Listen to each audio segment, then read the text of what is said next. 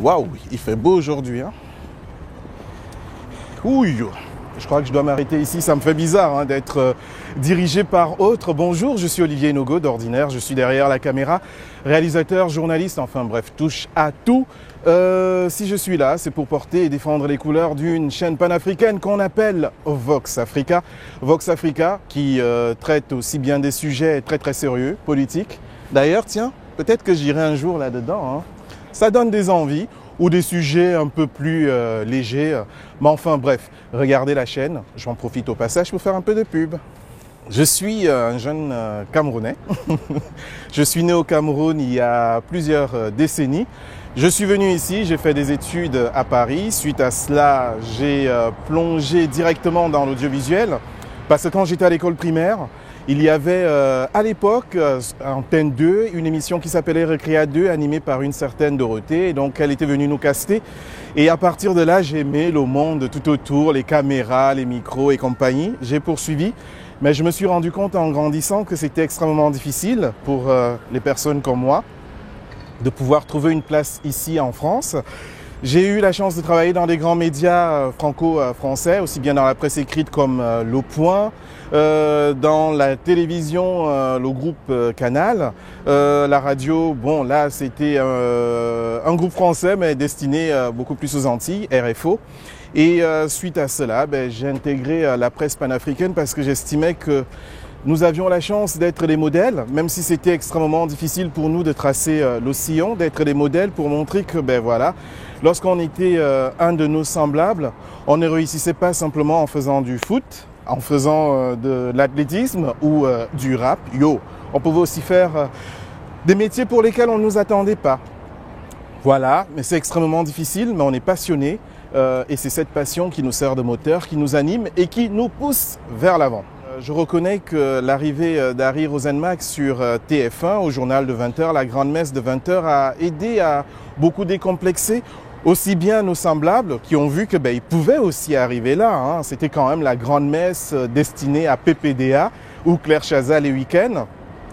Et aussi décomplexer les mentalités. Je me rappelle que j'étais allé une fois au sud de la France, arrivé sur place, je discutais, j'étais à table avec des gens qui votaient FN, n'ayons pas peur des mots, et qui me disaient « oui, mais toi, c'est pas pareil ». Donc j'étais un peu surpris, moi c'est pas pareil, ils parlaient de mes semblables en des propos qui me donnaient absolument pas du tout envie de digérer ce que je mangeais. Et le simple fait d'avoir Harry Rosenmack, ça a changé beaucoup de choses. Et on a eu aussi Mademoiselle Kelly, qu'il ne faut pas oublier non plus. Et puis aujourd'hui, ça ouvre des portes et ça donne envie et ça montre une autre image de nos semblables. J'insiste sur l'aspect média parce que d'abord, c'est notre profession, c'est la profession que j'exerce en tout cas aujourd'hui. Il y a beaucoup de nos semblables qui ont défendu et porté très haut nos couleurs ici, notamment dans la musique. Je ne veux pas citer tous les grands. Il y a un qui vient de fêter les 80 ans là à l'Olympia, Manu Dibango, pour ne parler que de lui. Il y a d'autres personnes dans bien de domaines, les mannequins qui ont défendu aussi cette culture. Mais en fait, si je parle des médias, c'est parce que j'essaye de sortir quelque part de ce qui est visible et qui n'est pas caricatural.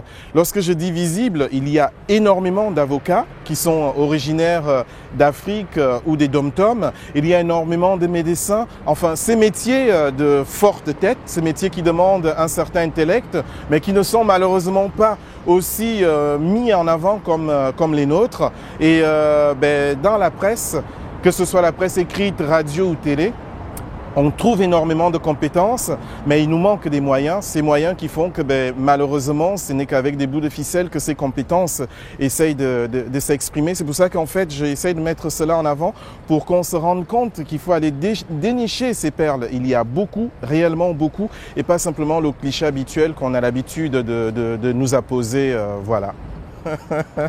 Pourquoi j'ai accepté de participer à ce prix? Est-ce que je dois être honnête là ou je dois mentir? Bon, si je dois être honnête, il y a une certaine dame derrière. Alors, A-N... Je crois que j'ai pas besoin de continuer, les gens ont compris. Elle est très perspicace, en tout cas elle sait convaincre. En fait, elle m'a pas laissé le choix. pour être honnête. Voilà, elle m'a pas du tout laissé le choix. Et du coup, bah, je me suis dit, oui, bon, d'accord, si ça l'amuse, et puis bon, bah, comme ça, je serai bien vu dans ces petits papiers. L'idée, franchement, c'est une très très bonne parce que j'ai pu voir sur Internet l'engouement que cela suscite. Et même si on n'a pas envie de s'y prendre au jeu d'une manière sérieuse, je me rends compte que finalement, avec l'approche de l'événement, la température monte et j'ai pu voir que des collègues qui n'étaient pas à la base des compétiteurs nés, ben, se sont révélés. Donc, quelque part, oui, c'était une manière assez originale entre nous de nous découvrir. Et ce qui m'intéresse aussi, c'est de voir cette fois concrètement comment et quel impact cela va avoir vis-à-vis d'autres personnes qui ne sont pas forcément les professionnels de la presse. Parce que moi, j'aime bien apprendre que de donner forcément mon avis qui n'a aucun intérêt. Voilà. Bon. Non, c'était un très bon moment. Merci. Ben, c'est nous qui te remercions. C'est nous qui te